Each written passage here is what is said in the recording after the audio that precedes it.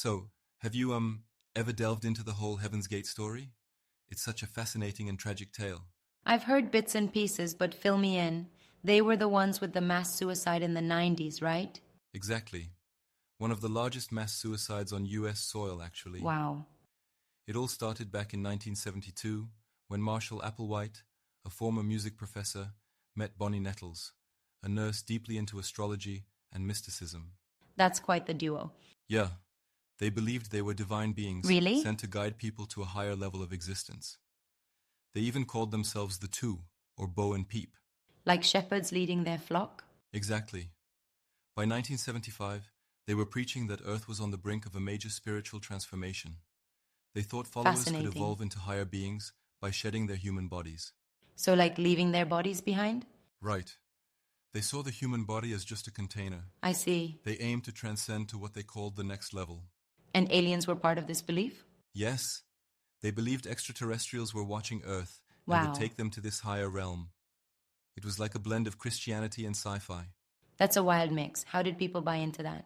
Well, they offered a sense of purpose and community to those searching for meaning. It can be Yeah. quite compelling for some. I guess that makes sense. What happened after Nettles died? After Bonnie Nettles died in 1985, Applewhite told followers that she had simply ascended ahead of them.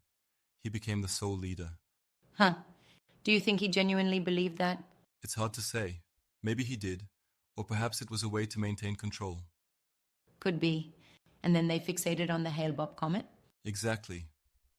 In the 90s, Applewhite became convinced that the comet was carrying a spaceship meant to rescue them.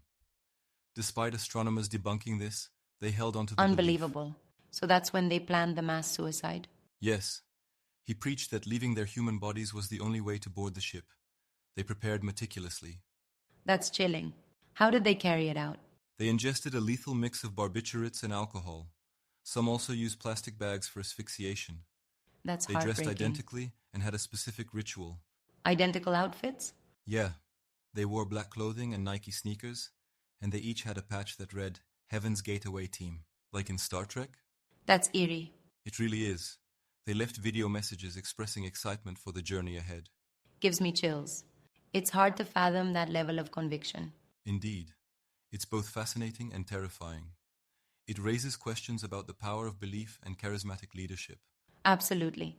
Do you think they were victims of manipulation? I think it's a combination. People searching for meaning can be susceptible, and a charismatic leader can amplify that. Yeah. It's a complex dynamic. It's a cautionary tale, really. Definitely. And what's interesting is that their website is still up, maintained by surviving members. No way. It's like a time capsule.